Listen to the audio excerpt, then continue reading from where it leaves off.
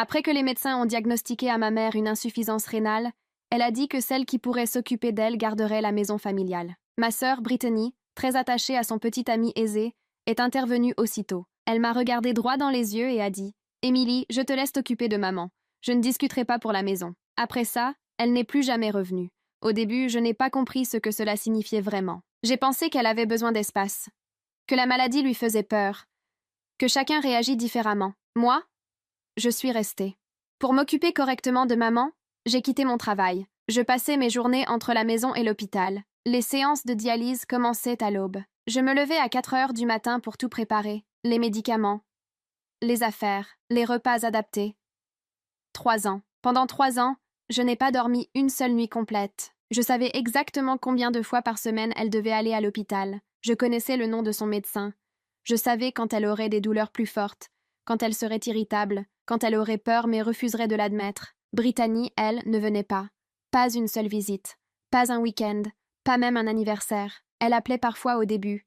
Des conversations rapides. Puis les appels sont devenus rares.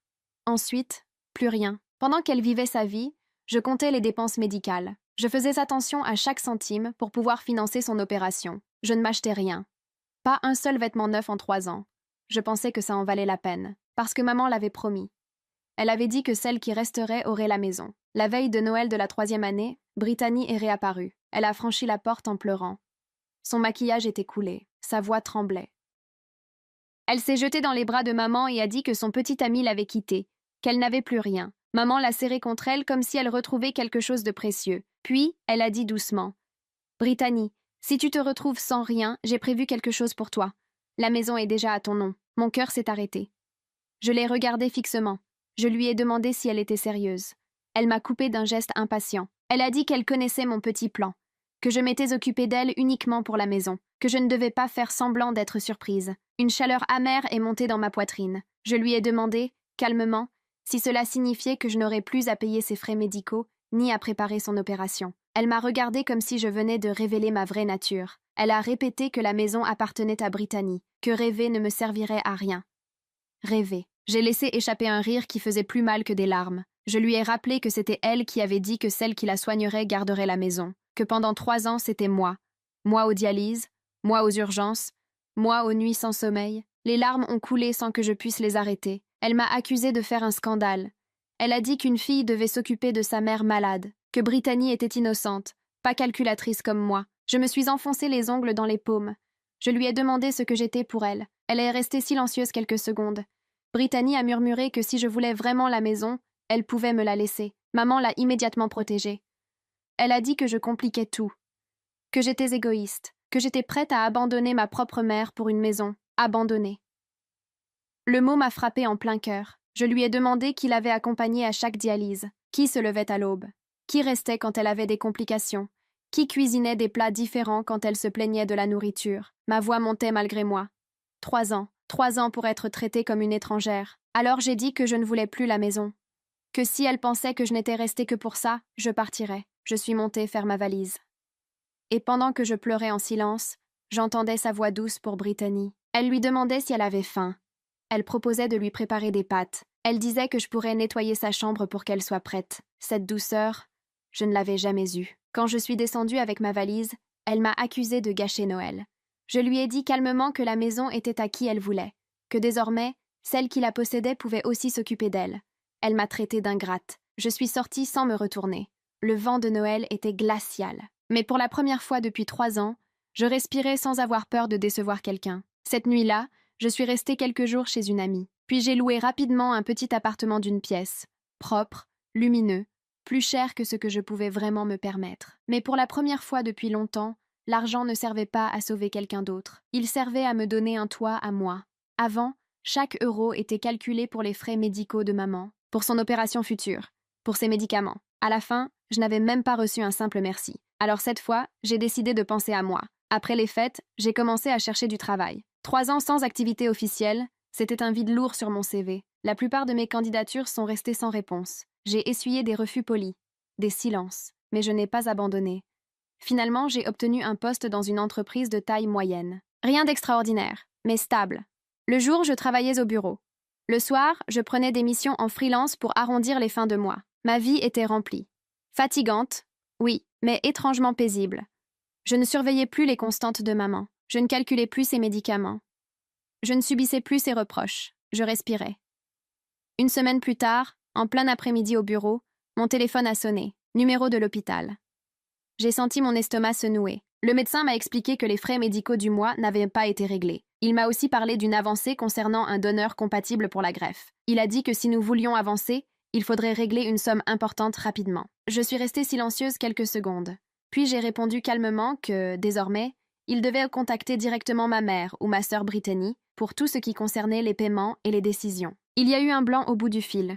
Le médecin m'a demandé si cela signifiait que je me retirais. J'ai répété que je n'étais plus responsable. J'ai raccroché. Quelques minutes plus tard, Brittany m'a appelé. J'ai hésité, puis j'ai décroché. Sa voix était tremblante. Elle m'a supplié de revenir. Elle a dit que l'état de maman s'était aggravé, qu'elle avait très mal, qu'elle ne savait pas quoi faire. Je lui ai répondu d'une voix que je ne reconnaissais presque pas moi-même, calme, posée. Je lui ai dit de l'emmener à l'hôpital. Elle a éclaté en sanglots. Elle a dit qu'elle n'avait pas mon expérience, qu'elle ne savait pas gérer les horaires, les médicaments, les démarches. En arrière-plan, j'entendais des gémissements. Mon cœur s'est serré. Bien sûr que ça me faisait mal. C'était ma mère.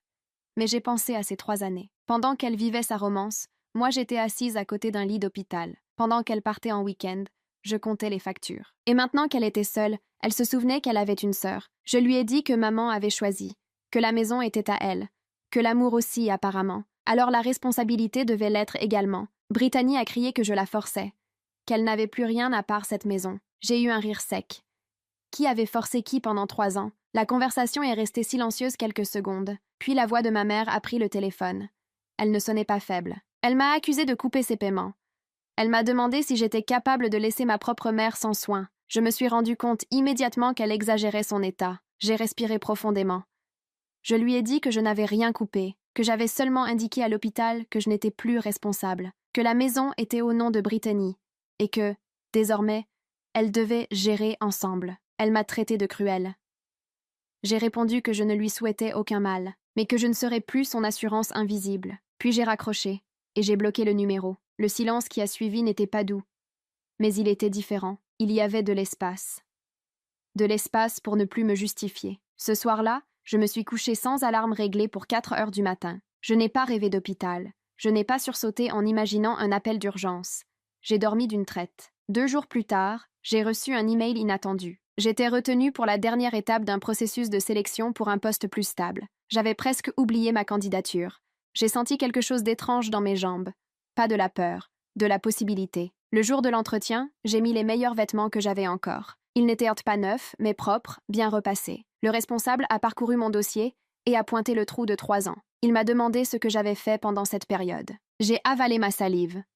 J'ai répondu que j'avais pris soin de ma mère malade, que ce n'était pas délégable, que c'était lourd, mais nécessaire. Il m'a regardé un moment, puis a hoché la tête. 2 jours plus tard, j'ai reçu la réponse. J'étais engagée. Le premier jour, assise à mon bureau, j'ai senti que le monde continuait sans moi depuis longtemps, et que, pour la première fois, j'avançais avec lui. Le soir même, plusieurs appels d'un numéro inconnu apparaissaient sur mon téléphone. Je savais que c'était Brittany. Je n'ai pas rappelé. À la maison, j'ai dîné seule, sans tension, sans reproche. La table n'était plus dressée pour quelqu'un qui ne viendrait jamais. Elle était dressée pour moi. J'ai sorti un vieux livre de recettes que je n'avais jamais ouvert. Je l'ai feuilleté au hasard. Pâtes au citron et à l'ail. J'ai souri. Dans un hôpital quelque part, Brittany devait essayer de comprendre ce que j'avais appris seule, sans aide, sans reconnaissance. Et ma mère devait attendre que je cède. Mais cette fois, je ne céderai pas. Pour la première fois de ma vie, je ne me battais pas pour une maison. Je me battais pour moi. Les jours suivants ont été étrangement calmes. Je me réveillais encore parfois avant l'aube, par habitude. Mon corps croyait toujours qu'il devait courir vers une urgence. Mais il n'y avait rien. Juste le silence de mon petit appartement et la lumière pâle du matin. Je restais assise quelques minutes sur le bord du lit, à écouter ma respiration. Pendant 3 ans, chaque matin avait commencé par une obligation, une peur, une pression. Maintenant, je pouvais choisir. Je préparais du thé sans me presser. Je consultais mes emails professionnels. Je répondais à des messages de collègues. Rien de dramatique, rien d'urgent.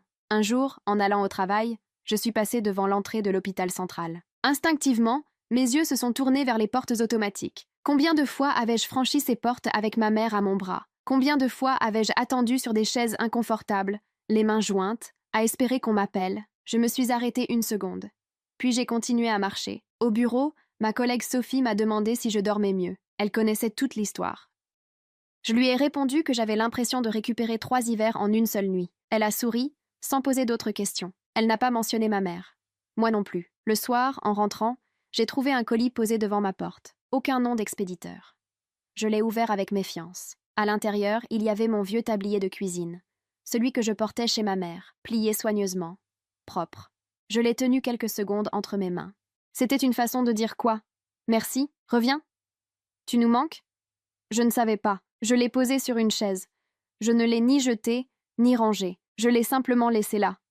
Les appels ont repris quelques jours plus tard, toujours depuis des numéros différents. Toujours Brittany. Je n'ai pas répondu. Un soir, pourtant, le téléphone a sonné encore et encore. J'ai fini par décrocher. Brittany pleurait. Elle disait que maman refusait certains traitements, qu'elle était fatiguée.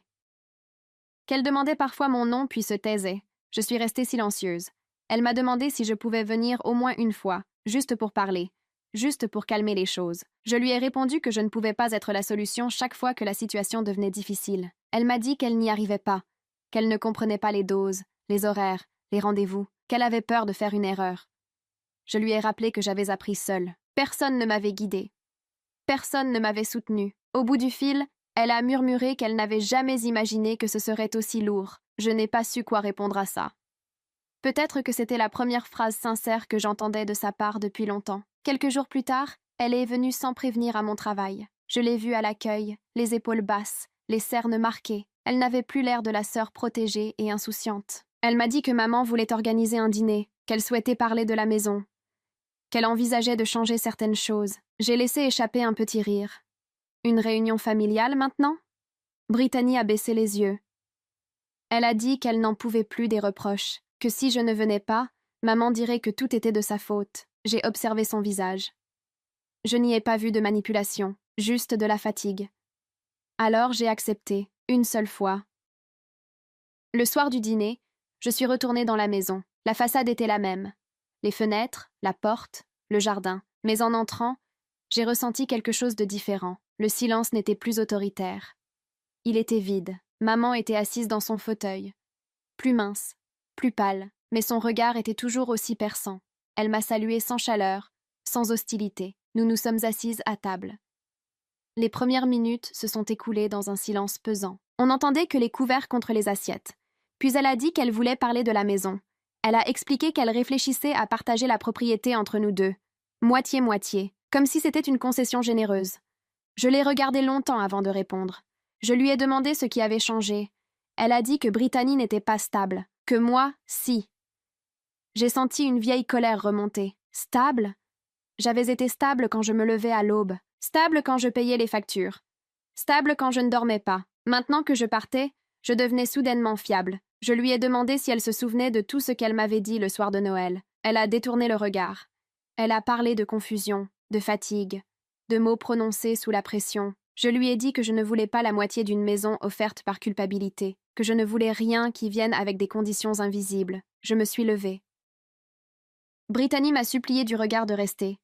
Elle a murmuré que cette fois, c'était peut-être sincère. Je lui ai répondu que la maison lui appartenait et qu'elle n'avait pas besoin de la partager pour alléger sa conscience. Je suis partie avant le dessert.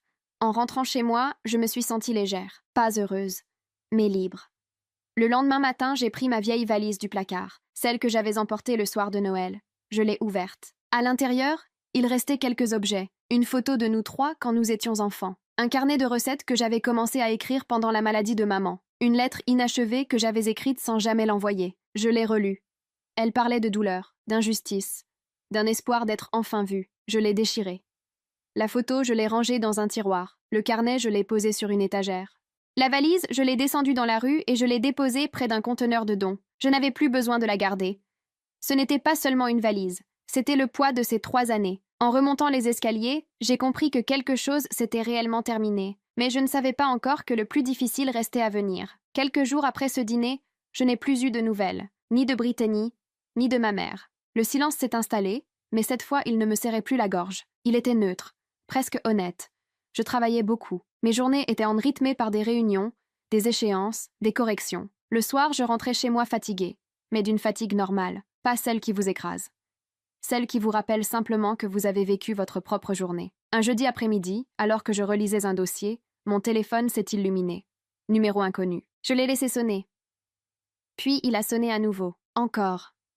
Et encore. Une inquiétude froide a traversé ma poitrine. J'ai fini par sortir dans le couloir pour écouter le message vocal. C'était la voix du médecin. Il a dit que l'état de ma mère s'était aggravé, que le donneur compatible était toujours disponible, mais que le temps devenait critique, que les paiements n'étaient toujours pas réglés. Il n'y avait ni reproche ni pression dans sa voix, juste des faits. Je suis restée immobile, le téléphone contre l'oreille. Pendant 3 ans, j'avais été le contact principal, celle qu'on appelait à toute heure, celle qui décidait, qui signait, qui payait. Et maintenant, j'étais en dehors. Je suis rentrée dans le bureau, j'ai posé mon téléphone face contre la table et j'ai continué à travailler, mais je ne lisais plus vraiment. Le soir, Brittany m'a appelé d'un autre numéro. J'ai décroché. Sa voix était plus grave que d'habitude, plus adulte. Elle m'a dit que maman souffrait beaucoup, qu'elle avait peur, qu'elle ne dormait presque plus, qu'elle refusait parfois les soins par fatigue. Elle m'a demandé si je pouvais venir à l'hôpital, juste une fois.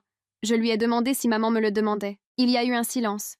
Puis elle a dit que maman n'osait pas. Je n'ai pas su si c'était vrai. Je lui ai demandé si elle était prête à assumer les décisions médicales. Elle a répondu qu'elle n'en était pas capable. Je lui ai rappelé que moi non plus, je n'étais pas capable au début, que j'avais appris parce que je n'avais pas le choix. Elle a pleuré. Pas comme une enfant. Comme quelqu'un qui découvre enfin le poids qu'un autre portait à sa place. Elle a murmuré qu'elle ne savait pas comment j'avais tenu 3 ans. Je n'ai pas répondu. Parce que moi non plus, je ne savais plus. La nuit suivante, le téléphone a sonné à 2 heures du matin. J'ai su avant même de regarder l'écran que c'était elle. J'ai décroché. Cette fois, les gémissements de ma mère étaient audibles derrière sa voix. Ce n'était pas exagéré. Ce n'était pas théâtral. C'était réel. Brittany m'a supplié de venir. Elle a dit que maman me cherchait du regard, qu'elle répétait mon prénom entre 2 silences. Mon cœur s'est serré. Je me suis appuyée contre le mur de mon salon, les yeux fermés. J'ai imaginé la chambre d'hôpital, l'odeur, les machines, les lumières blanches. J'ai imaginé m'asseoir à côté du lit, reprendre ce rôle que j'avais abandonné. Puis j'ai pensé au soir de Noël, aux accusations, aux mots calculatrice, à tout ce que j'avais avalé sans jamais répondre. J'ai demandé à Brittany si maman avait reconnu ce que j'avais fait. Elle a hésité. Puis elle a dit que maman avait parlé, qu'elle avait admis que j'avais été là, qu'elle n'avait pas toujours su comment me le dire. C'était tard. Trop tard. Je lui ai dit que je ne viendrais pas cette nuit-là. Pas parce que je ne ressentais rien, mais parce que je ne pouvais pas redevenir la solution automatique. Il y a eu un long silence. Puis Brittany a chuchoté qu'elle comprenait. Je ne savais pas si c'était vrai. Après avoir raccroché, je me suis assise sur le sol. Je n'ai pas pleuré tout de suite. Je me suis simplement demandé à quel moment l'amour devient une habitude qui détruit celui qui donne. Au petit matin, un message m'attendait. Maman est stable pour l'instant. Elle dort. Je me suis préparée pour le travail comme d'habitude. Mais toute la journée, une pensée revenait. Et si c'était la dernière fois qu'elle prononçait mon prénom, je n'avais pas peur de la mort. J'avais peur du regret. En rentrant le soir, j'ai trouvé une enveloppe glissée sous ma porte. À l'intérieur, une lettre. L'écriture était tremblée, mais reconnaissable. Ma mère y disait qu'elle ne savait pas aimer correctement. Qu'elle avait toujours pensé que Brittany avait plus besoin d'elle parce que j'avais l'air plus forte. Elle écrivait qu'elle savait que j'étais restée, qu'elle l'avait vue. Même si elle ne l'avait pas dit, elle ne demandait pas pardon. Elle ne se justifiait pas vraiment. Elle disait seulement qu'elle comprenait si je ne revenais pas. Je me suis assise sur mon lit avec la lettre dans les mains. Pendant 3 ans, j'avais attendu ces mots. Et maintenant qu'ils étaient là, je ne savais plus quoi en faire. Ils ne réparaient rien. Ils confirmaient seulement que je n'avais pas imaginé mon sacrifice. Je n'étais pas folle. Je n'étais pas calculatrice. J'avais été une fille qui aimait. Je ne suis pas allée à l'hôpital cette nuit-là. Mais je n'ai pas dormi non plus. Je savais que quelque chose approchait. Et cette fois, je ne pourrais pas revenir en arrière. 2 jours plus tard, le message est arrivé. Simple. Court. Elle est partie ce matin. C'était Brittany. Je suis restée assise longtemps avec le téléphone dans la main. Je n'ai pas pleuré immédiatement. Je n'ai pas crié. Il n'y a pas eu de scène. Juste un vide. Je savais que ce moment viendrait. La maladie ne laissait pas beaucoup d'illusions, mais savoir n'empêche pas le choc. Brittany a ajouté un 2e message quelques minutes plus tard. Elle disait que maman avait demandé après moi, qu'elle n'avait pas insisté, qu'elle semblait fatiguée, qu'elle était partie calmement. Je me suis demandé si c'était vrai. Je me suis aussi demandé si ça changeait quelque chose. Je ne suis pas allée à l'hôpital. Je ne suis pas allée non plus à la maison. Je suis restée chez moi. Je me suis assise à la table où, quelques semaines plus tôt, J'avais dîné seule pour la première fois sans culpabilité. J'ai regardé autour de moi. Les murs blancs, la plante sur le rebord de la fenêtre, la tasse oubliée dans l'évier. Ma vie, elle continuait. Dans l'après-midi, Brittany a appelé. Cette fois, j'ai répondu. Sa voix était épuisée. Elle m'a parlé des formalités, de la date de l'enterrement, des papiers à signer. Elle m'a demandé si je viendrais. Je lui ai dit que je ne savais pas. Il y a eu un silence lourd. Puis elle m'a dit qu'elle comprenait si je ne venais pas, que maman savait que j'avais déjà fait plus que nécessaire. Je n'ai pas répondu à ça. Après avoir raccroché, je suis allée ouvrir la boîte où j'avais rangé les lettres. Celle reçue quelques jours plus tôt. Celle où elle écrivait qu'elle ne savait pas aimer correctement. Je l'ai relue. Je ne sais pas aimer sans exiger. Cette phrase m'a frappée plus fort que le reste. Elle savait. Elle savait tout. Et pourtant, elle avait continué. Je me suis demandé si c'était de la faiblesse, de la peur ou simplement sa manière d'exister. Le jour de l'enterrement, je me suis réveillée tôt. Je me suis habillée. J'ai regardé mon reflet dans le miroir. Je n'avais pas l'air brisée. Je n'avais pas l'air soulagée non plus, juste calme. Au dernier moment, je n'y suis pas allée. Ce n'était pas par colère. Ce n'était pas par vengeance. C'était parce que ma séparation avait déjà eu lieu. Le soir où je suis partie avec ma valise. La nuit où j'ai refusé de revenir. Le moment où j'ai compris que je ne serais jamais aimée comme je l'espérais. Je n'avais rien à ajouter à ce chapitre. Dans les semaines qui ont suivi, Brittany m'a écrit de temps en temps. Des messages courts.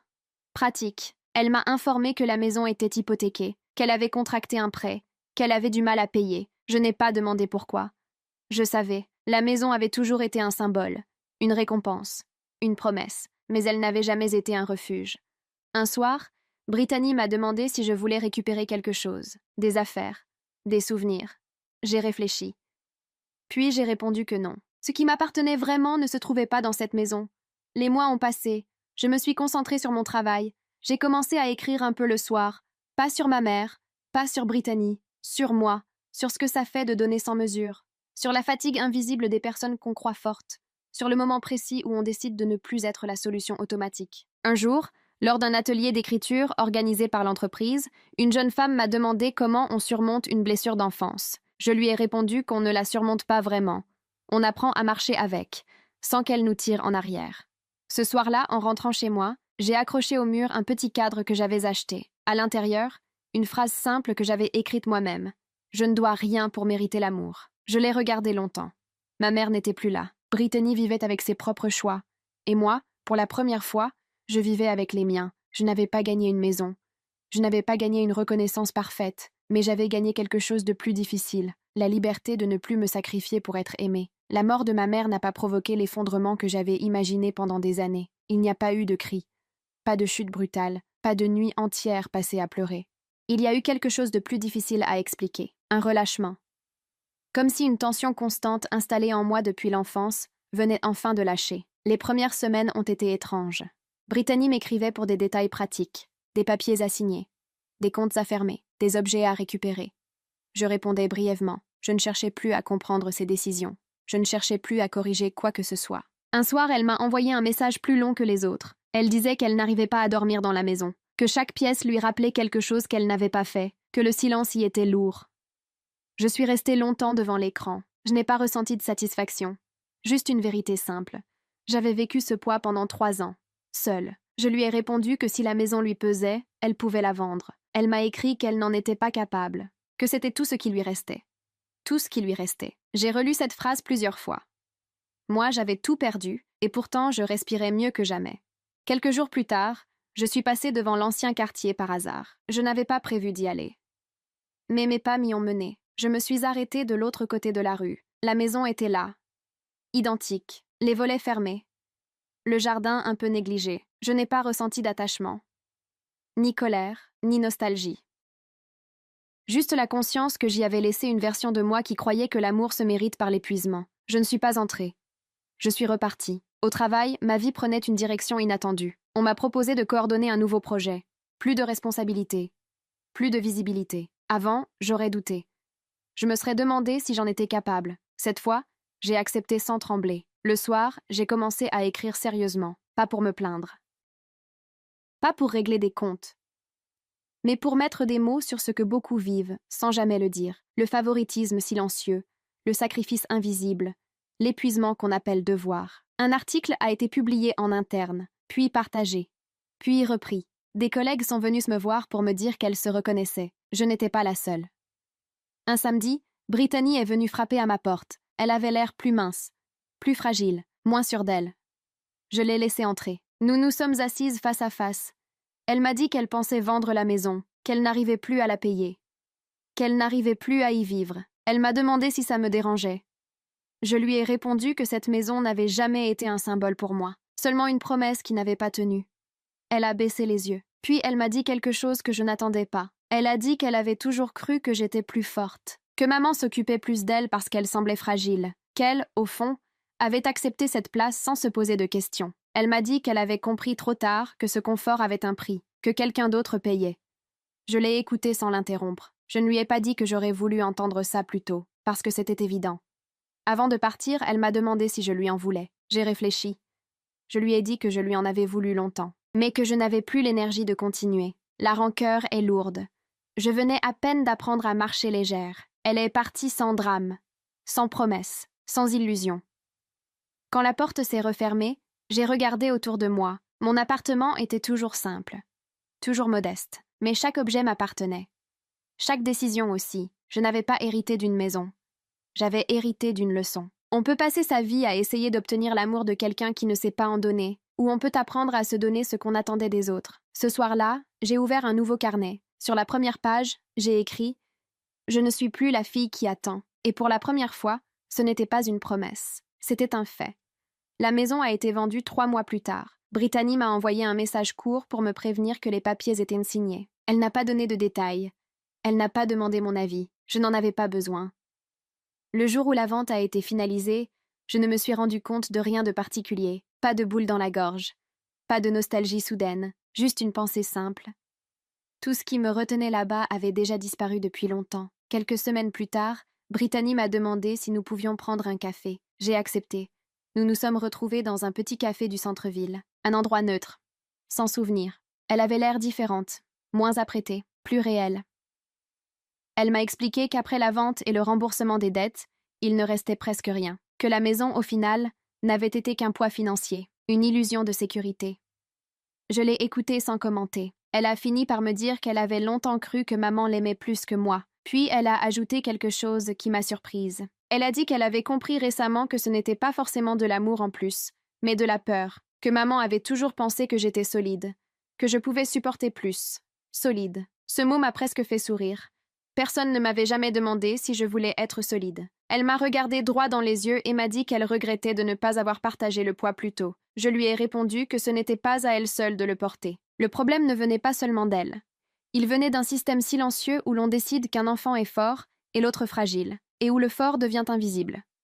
Nous avons parlé longtemps, pas du passé en détail, pas des reproches, juste de ce que nous étions devenus. Avant de partir, elle m'a demandé si nous pouvions essayer d'avoir une relation différente, pas parfaite, juste honnête. Je n'ai pas promis, mais je n'ai pas refusé. En rentrant chez moi, j'ai ressenti quelque chose de nouveau, pas une réconciliation spectaculaire, mais une possibilité. Les mois suivants ont été stables. Je me suis inscrite à un cours de peinture le soir. Quelque chose que j'avais voulu faire adolescente et que ma mère avait jugé inutile. La première fois que j'ai tenu un pinceau, mes mains ont tremblé. Pas de peur. D'émotion. Je n'apprenais pas pour prouver quoi que ce soit. J'apprenais pour moi. Au travail, on m'a confié davantage de responsabilités. J'ai commencé à encadrer de nouvelles recrues. Parfois, je me surprenais à leur dire de ne pas accepter plus qu'elles ne pouvaient reporter. Je me reconnaissais dans leur tendance à vouloir tout bien faire. Un soir, en rangeant mon appartement, je suis tombée sur la boîte contenant les lettres de ma mère. Je l'ai ouverte. J'ai relu sa phrase. Je ne sais pas aimer sans exiger. Je ne ressentais plus de colère, juste une compréhension froide. Elle avait aimé comme elle pouvait. Moi, j'avais souffert comme je pouvais.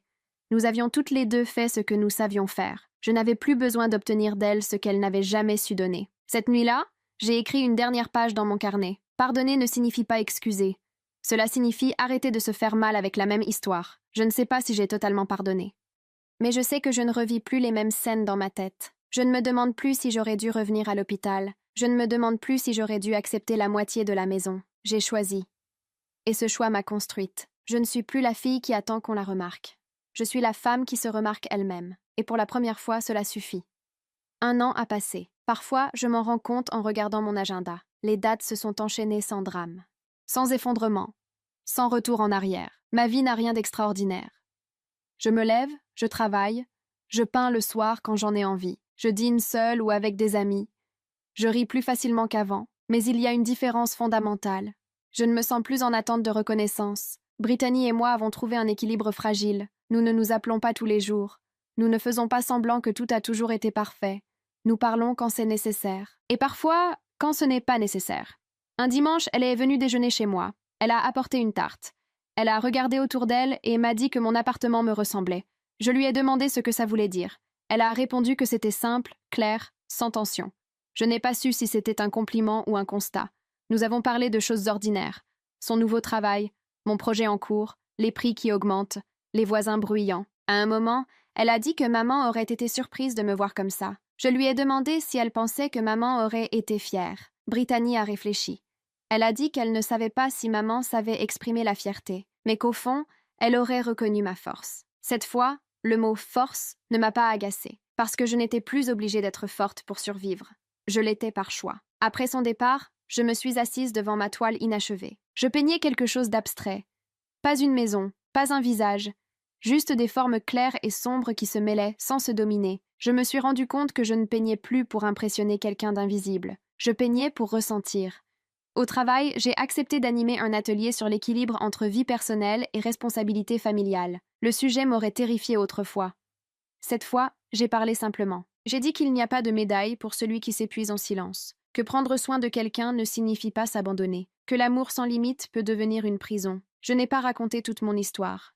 Je n'en avais pas besoin. Ce que je disais venait de quelque part de vrai. Un soir, en rentrant, j'ai trouvé un petit paquet dans ma boîte aux lettres. Pas de nom.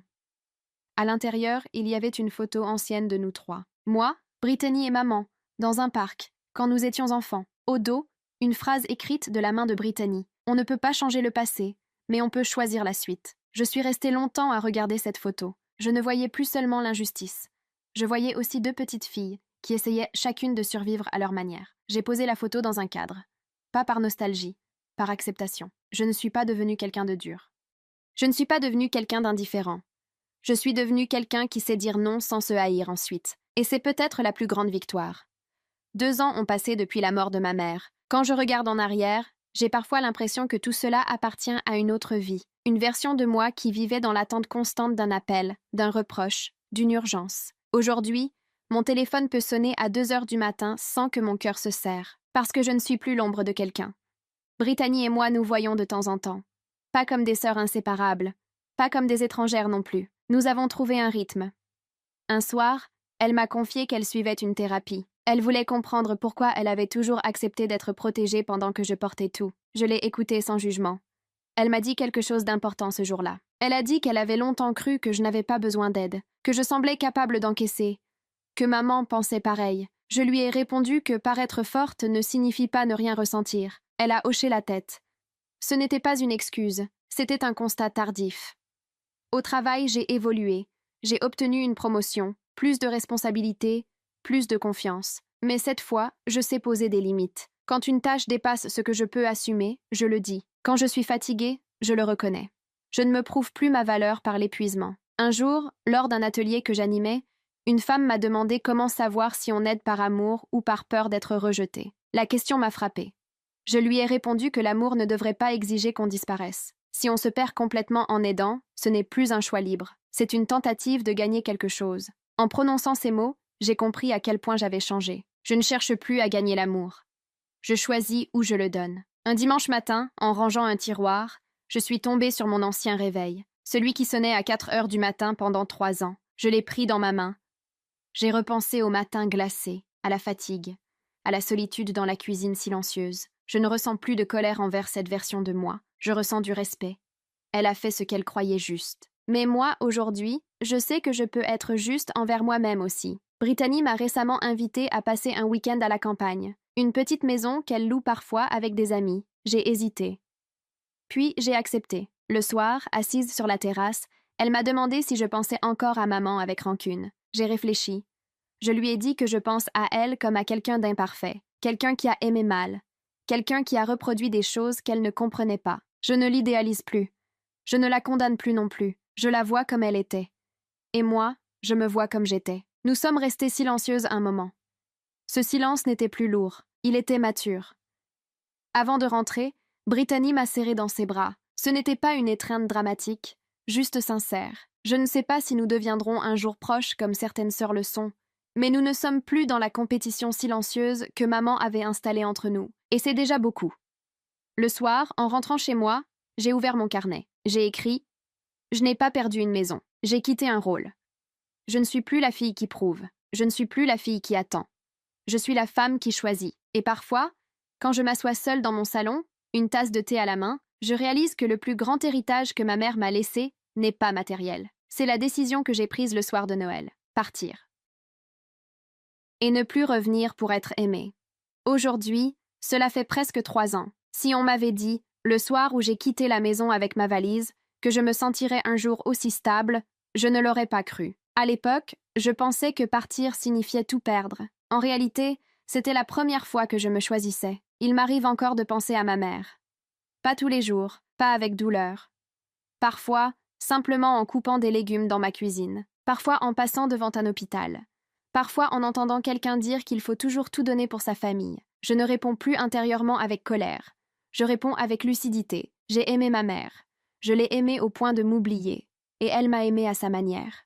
Une manière imparfaite, exigeante, déséquilibrée. Nous n'avons jamais su nous rencontrer au bon endroit, mais je ne vis plus avec ce manque.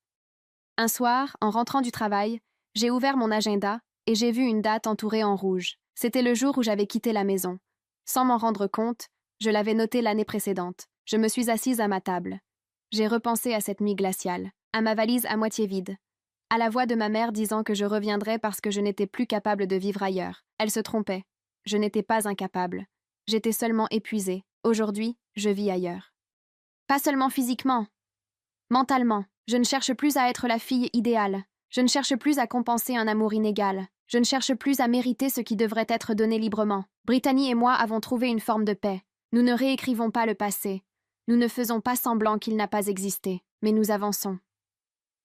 Il y a quelques semaines, elle m'a dit qu'elle admirait mon courage. J'ai souri. Pendant longtemps, j'aurais attendu que ce mot vienne de ma mère. Aujourd'hui, je n'en ai plus besoin. Un dimanche matin, je me suis réveillée sans alarme. La lumière entrait doucement par la fenêtre. J'ai préparé du café, j'ai ouvert mon carnet. Sur une page blanche, j'ai écrit « On peut passer sa vie à attendre qu'on nous choisisse, ou on peut se choisir soi-même. » J'ai refermé le carnet. Je ne sais pas si mon histoire est exceptionnelle. Je sais seulement qu'elle est vraie. Je n'ai pas hérité d'une maison. Je n'ai pas reçu d'excuses parfaites. Je n'ai pas eu la reconnaissance que j'attendais pendant des années. Mais j'ai gagné quelque chose que personne ne peut me retirer, la paix. Et cette paix ne vient pas du pardon absolu ni de l'oubli. Elle vient du moment précis où j'ai compris que je n'avais plus besoin de prouver ma valeur à quelqu'un qui ne savait pas la voir. Je ne suis plus la fille qui attend derrière une porte. Je suis la femme qui ouvre la sienne.